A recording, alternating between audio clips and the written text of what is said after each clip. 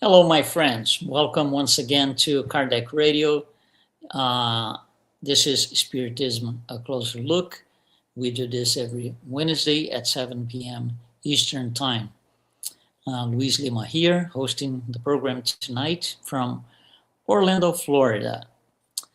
And tonight, or on this program, we are going to take a closer look at Coma. Coma is obviously a heavy subject and not yet fully understood from the medical point of view. There are some questions, there are some kind of missing links. However, science has advanced at I would say at a very fast pace when it comes to new findings, new studies, new research. Uh, which is a great thing.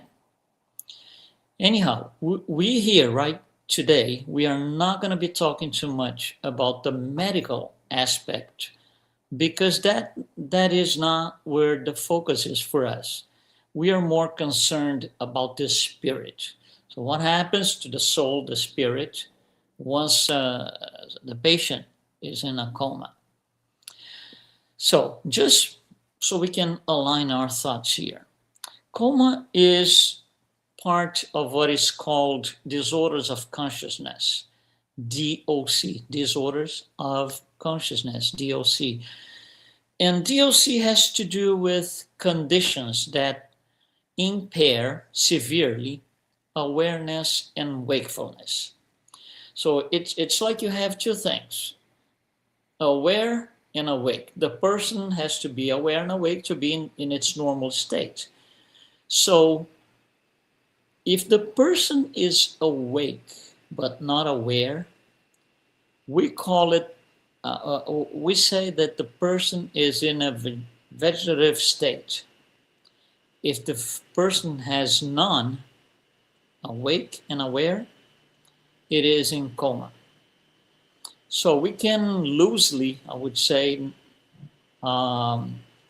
define coma as this state of deep unconsciousness. And in that state, the person cannot be awakened. It does not respond to painful stimuli. The person lacks sleep and wake cycles.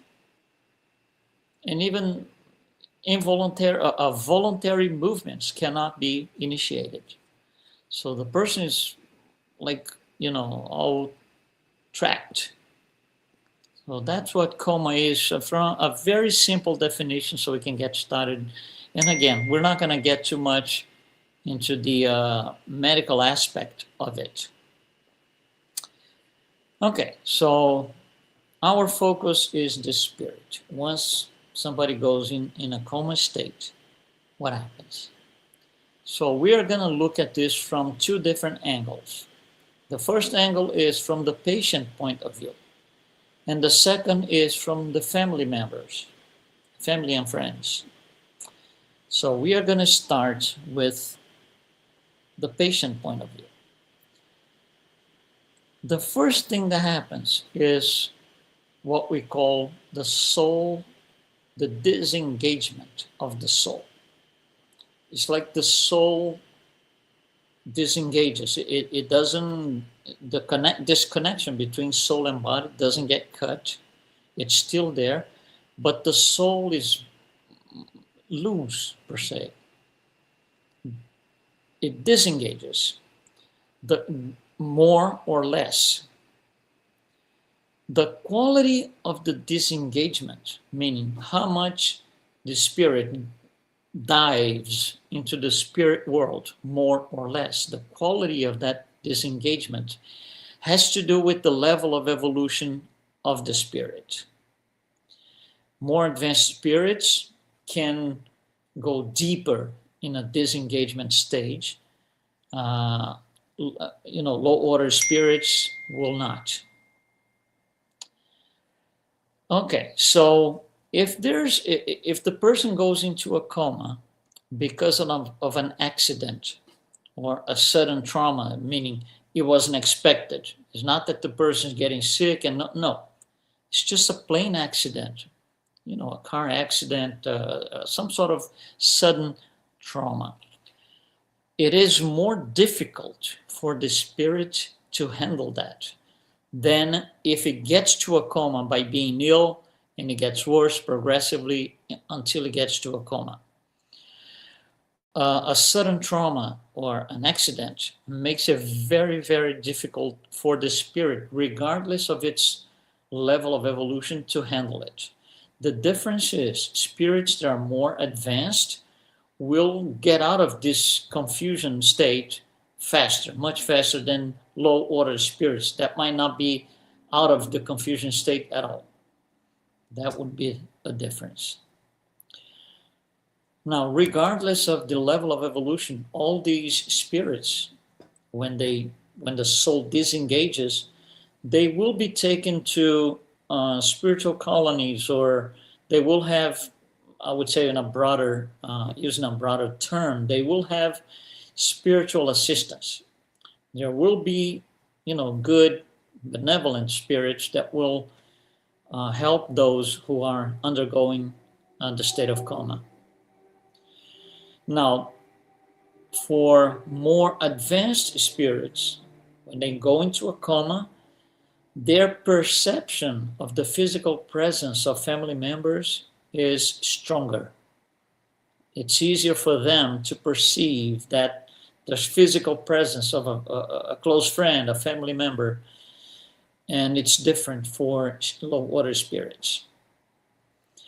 Now, this is for once the disengagement takes place, it is an opportunity for regeneration and energetic balance for the spirit. All right? It's an opportunity to understand the need for forgiveness, especially those low order spirits. Because you see, what happens is once this happens, once the coma takes place, there is this lack of direct communication between the spirit that's now in coma, the person who's now in coma, and the family members, for example. It's much harder to establish, if any, possibilities is existing to communicate. So forgiveness of things that happen before is much more difficult. Now, one interesting point to bring here is the spirits that are in coma, they could be in coma because of their mission. It might sound a little strange, but let me just say this. It is known that all of us are going to be perfect one day. We already know that. What happens, what does it mean? It means that to be perfect, we have to go through every single possibility, everything good and bad. We have to experience everything in this world.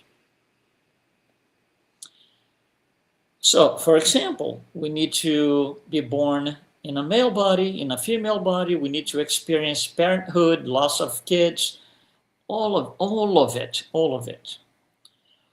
One of the things that we, in order to complete our set of experiences, to make it full, we have to undergo situations like this, where we have someone that we love. It's a loved one. It's one of our close friends, for example, or a family member. But now we cannot get in touch with them. So this has a meaning for the family member. The family member will have to experience that because it is part of the journey towards perfection. Now, for the family member to experience somebody in the family getting into a coma state, some spirit, some incarnated spirit has to go in a coma state to make it possible for this family member to experience this. Some spirits will volunteer for that. They will come and incarnate with the mission at a certain point, go into a coma, so the family members, close friends left behind, can learn from it. It's a noble, very noble mission. And it's one of the possibilities. So someone could be in a coma, because of that. It's just their mission. It has been their mission since the incarnation was planned before landing in a physical body. Another thing to consider is for low order spirits that go into a coma, this could be related to processes such as obsession, for example, spiritual obsession. So, those enemies, as we say, or the unfriendly spirits, might do everything in their power to make things bad for you, or once you go into a coma state, they will be, bugging that spirit all the time. So that's another thing that could happen. It only happens though to low order spirits. Now, for both low order spirits or more advanced spirits, being into a coma makes it possible for a refinement of the perispirit. The perispirit is where our spiritual history is. It carries all of our debts and credits, all of it, in terms of morality and wrongdoings and good things. So because we are living here on earth, we are spirits undergoing trials and expiations. So we have a relatively heavy perispirit because we have much more debts than credits. And being in coma takes away the focus of having to deal with the physical body, because temporarily the physical body is kind of set aside, forgotten, and the spirits can concentrate on cleaning their perispirit, cleaning up their perispirit. I call this refining the perispirit. And also we hear a lot of this. Spirits that are, especially the more advanced ones, they come back and they report peace in general. Very peaceful locations, peaceful situations. All they say is good. Nobody says anything that is not good, because they are assisted all the time by superior spirits. So all of this has to do with the patient who is now in a coma. The spirit disengaged and is going to have its experiences in the spirit world. Now let's look at the situation from another angle, which is family and friends, or those who are here. So we look at that inert body and it doesn't look good. It's not good. So coma, or the impact of coma, goes way, way, way beyond the patient. It affects a lot of people. It affects, it could affect an entire family, an entire group. And the first question, typically, the first question that those family and friends is, why? Why him? Why her? Why now? So, this is very typical. And the question comes up because there's a tremendous sense of powerlessness. We can't do anything. You see, coma is so complicated in terms of having to deal with that. You can take the best doctor ever, somebody who, if it ever existed, somebody who won the Nobel Prize of Medicine for 20 years in a row. You can't do anything with the spirit. So we have to live through the situation with wisdom and logic. What does it mean exactly? Wisdom means I cannot be complaining all the time because it doesn't bring me anything. It's not wise to be doing this. Just creating negative energy and asking why and why and why, and being in a state of revolt. And we have to use logic. We can't question, where is God doing? Why is God doing this? Where is God right now? This is not logical. You see, we cannot determine the course of life of someone else, including that person in a coma. We cannot. That's not up to us. It's just going to generate revolt. The loss of loved ones, which is the case here, right? It is a loss in a way. So the loss of loved ones that go into a coma is more afflicting, more intense than in the case of death. In the case of death, somebody dies, and obviously we're going to be crying, we're going to be, sad for a few days, maybe a few weeks and months. But from day one, we never, ever expect to see that person back with us. Nobody expects that. The expectation is 0%. Now, when somebody goes in a coma, that expectation is no longer 0%, but you have no reference whatsoever. So it's much more afflicting.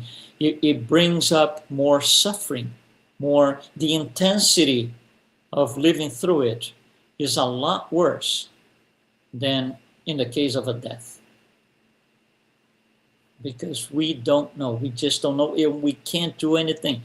Every simple thing, attitude, the behavior that we try to do will not make any difference.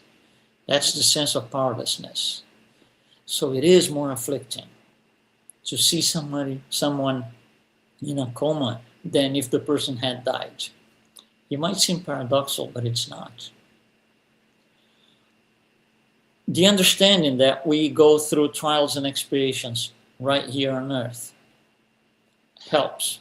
So for those of us staying here on this side, watching somebody in a coma, a family member, a close friend, if we understand that we are undergoing trials and expiations and we cannot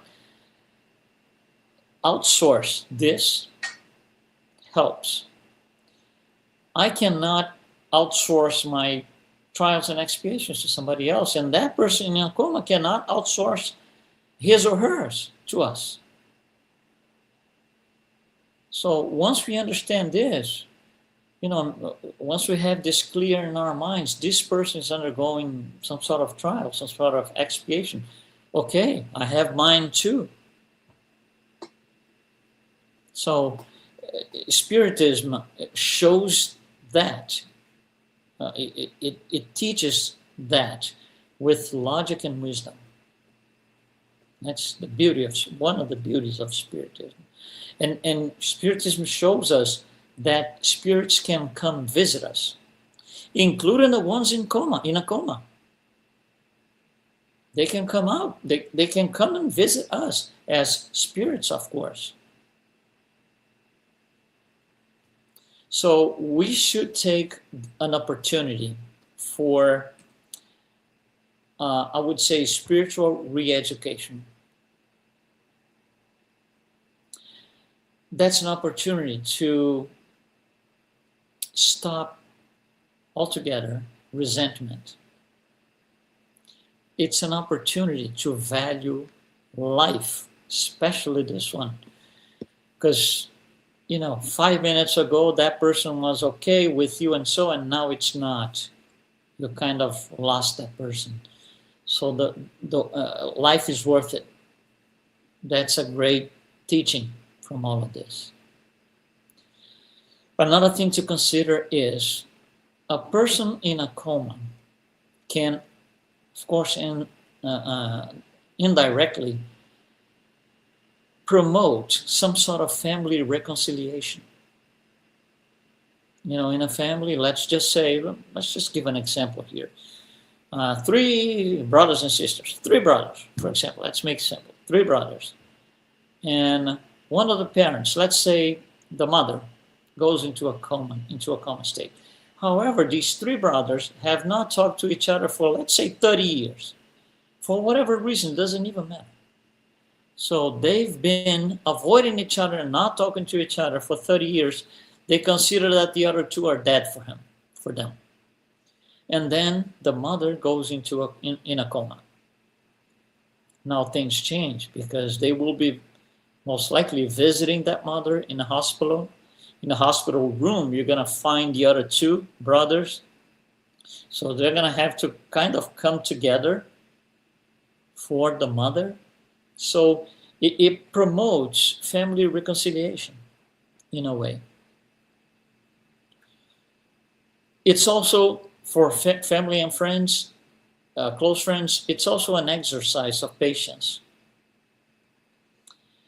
You have to be patient because, the minutes go by, the hours go by, the days go by, sometimes even the months go by, and nothing happens in terms of a physical life, return to physical material life as it was before. Patience becomes a key. So it's a way that we are forced, absolutely forced, to work towards being more patient. Another thing that's very important, a great teaching about love. If you love somebody, let's say you just love somebody, absolutely love, and that somebody does something that you don't like. Doesn't matter why. It just did something you don't like, and then you look at that person and say, oh yeah, I don't want to know anything about you anymore. I'm going away, that's it. Then you turn your back and you go away and never talk to that person again. For example, two people in love. They can, I don't want to see you again, that's it, done.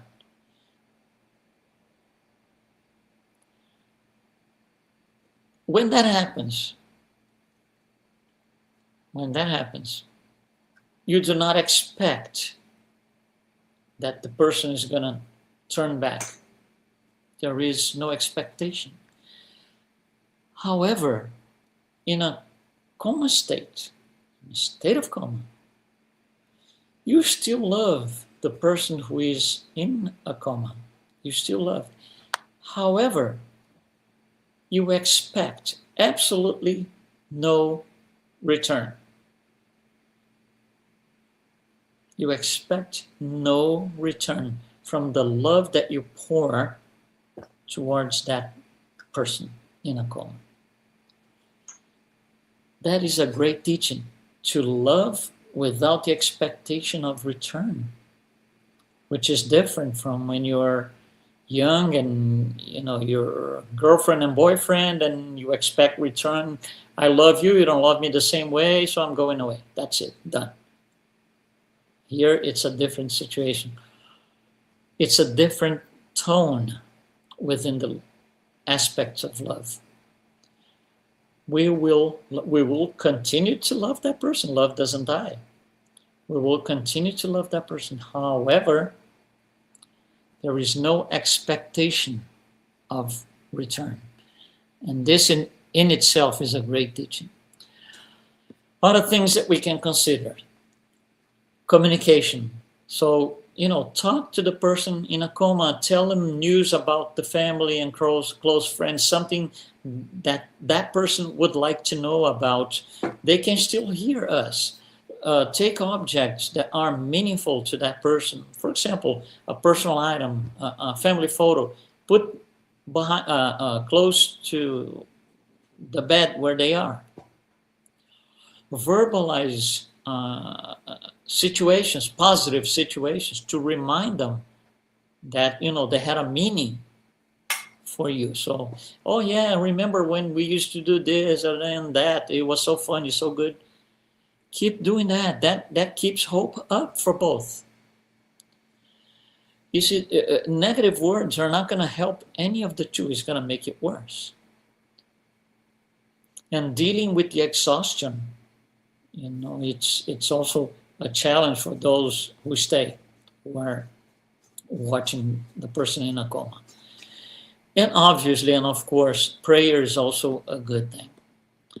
A lot of people, a lot of families, what they do is they go as a group, as a family of 6 people, 8 people, 10 people. They go into the patient's room, and do a collective prayer a few times a week, if not every day. That all helps.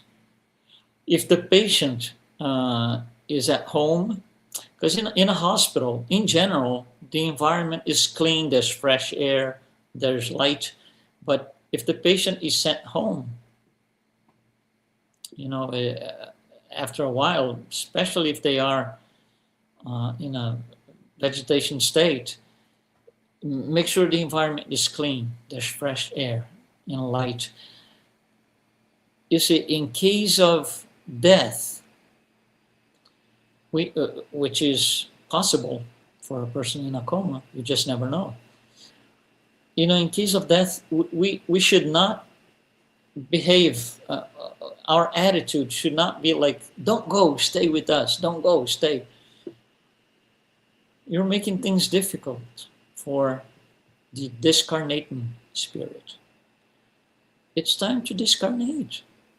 If we're going to ask all the time, don't go, stay with us, we're making it difficult for the person to go to the next level, to the next step in their spiritual life. So we have to have resignation. We have to, of course, prayer helps a lot. Like I said, we need to understand that the patient needs to focus on its recovery as a spirit, still in a coma. If we don't do or behave, or our attitude is not resignation, is revolt, it makes things complicated for both. Spirit Emmanuel has a nice phrase. He says, revolt is a synonym of incomprehension. Meaning, if revolt is taking over me, there's something I'm not comprehending, so stop. Revolting is not going to make it better. It's not going to take me out of the situation. Stop, because there's something that I'm not comprehending, I'm not understanding.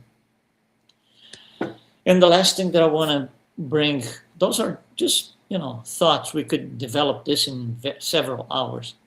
The last thing I want to mention is we need to understand the implications of euthanasia. That's something Spiritism makes very clear. We have a program on that in our series here. We have a program about abortion and another one about euthanasia. They're kind of related. But I encourage you to look for those in our channel here. Understanding the implications of euthanasia, takes away part of the suffering. Because if you don't know, if you have no expectation, at one point you start asking, should we stop this once and for all? Should we let it go? What do I do? If you're not clear about what Spiritism teaches, we go back and forth. I should do it today. No, not today. Let's wait a little more. Now, no. We have clear answers from Spiritism on this. So the subject, as I said, so we can wrap up, is a heavy subject. It has, as we saw, we just went some, if you want to consider that we went through a lot of bullets, a lot of ideas, that's it. But each of these ideas we can develop in a deeper way. But that gives you a general overview of what Coma entitles from the point of view of a spirit whose soul has partially disengaged from the body. We're not talking medical here. Thank you very much for being with us on this program. And don't forget, Spiritism, A Closer Look is on Kardec Radio every Wednesday at 7 p.m. So we'll see you next time.